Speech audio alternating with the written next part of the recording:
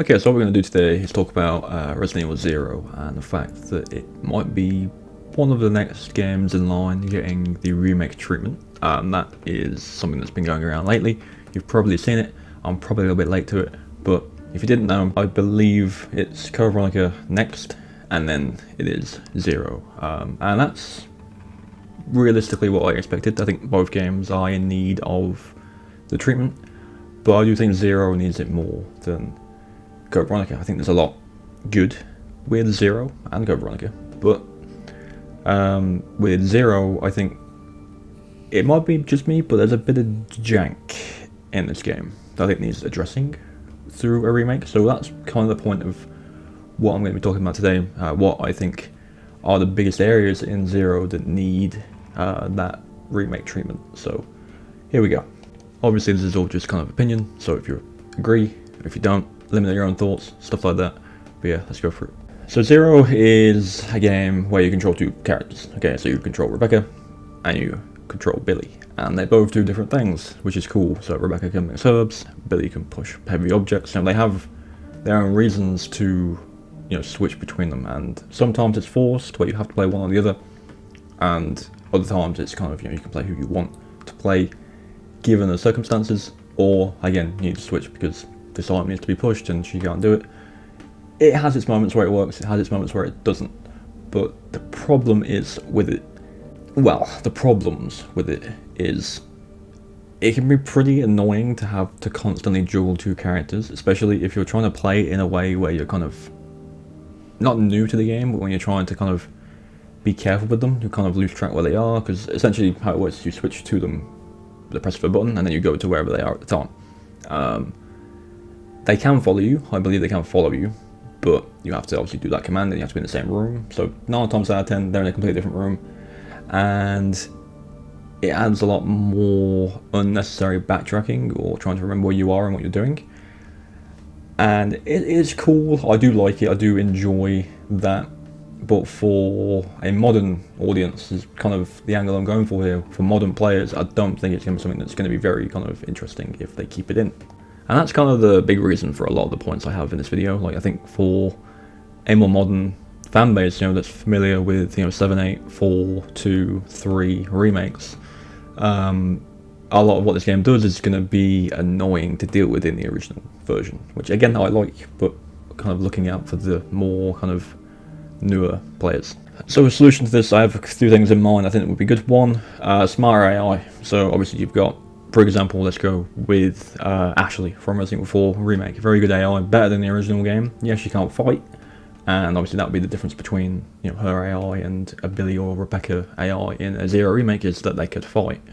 But yeah, I think the AI in Resident Evil 4 versus the original is a big improvement, and even if you don't include that one, you can always look at Resident Evil 5. That AI, again, definitely is an improvement, but if you've got that as groundwork, that could be a way of how it's managed better.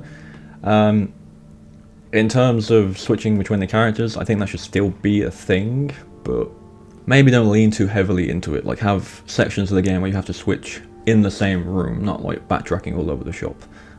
That's just me. Obviously there's another option.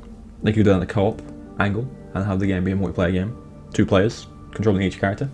I think that would be pretty cool. I think as much as Resident Evil 5 and 6 may get hate, I think a big enjoyment factor for those games, and definitely for me, is the ability to play it with somebody else. It makes the game a lot more enjoyable, makes it more fun, and you haven't got to deal with a pretty dodgy AI, especially with Resident Evil 5. So co-op is also an option as well.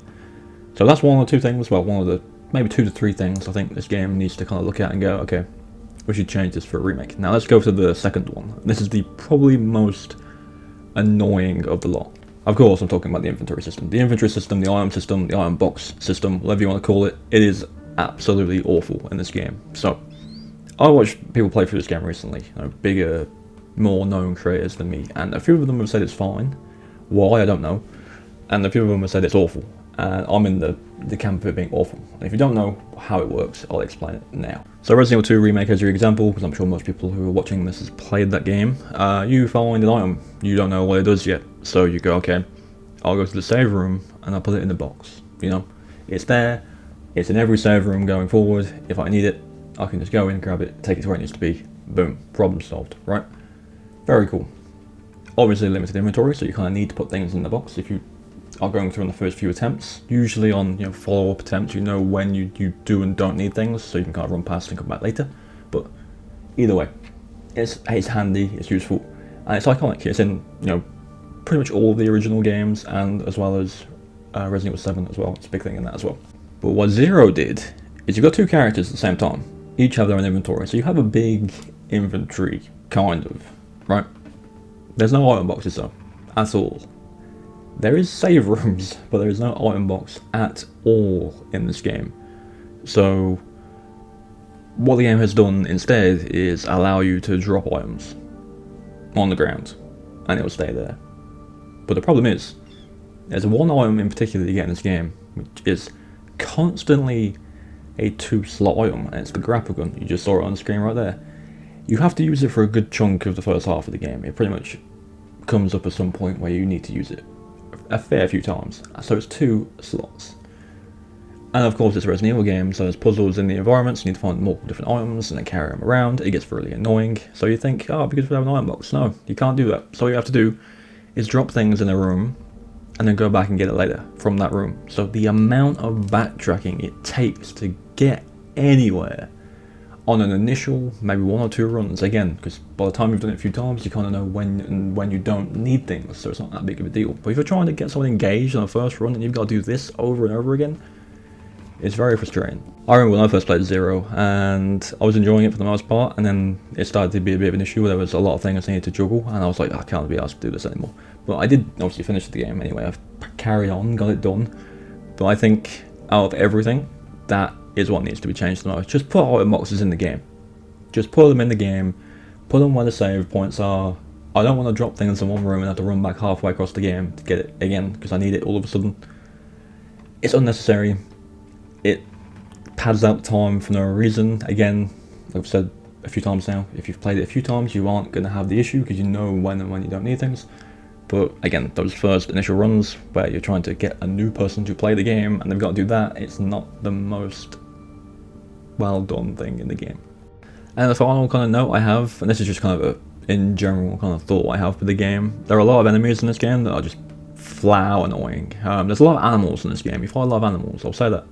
So there's giant frogs, there's monkeys, there's a big bat boss fight, there's a lot of animals going on, okay? Some of these things are extremely annoying. There's a section in the game where you've pretty much got to run within a time limit to save one of the characters, and you're running through a bunch of these like zombified monkeys, right? If you get hit by one in a room when there's like 3 of them, they'll just like juggle stun lock you and you'll be dead. It's a thing of its time. I'm pretty sure it's just a thing of the time. It's annoying AI. Again, it's something that can be improved in the game. It happens a few times in the game. I don't think the game's necessarily hard, but it's just got that old AI enemy jank, which could definitely be improved. They're pretty much my thoughts about what could be improved with Zero. If you agree, let me know. If you don't, let me know. If you got your own thoughts, let me know. Apparently this is coming at some point, so we'll have to see what they do with it. But yeah, thank you for watching. Remember to subscribe for more Resident Evil content, and I'll catch you guys in the next one.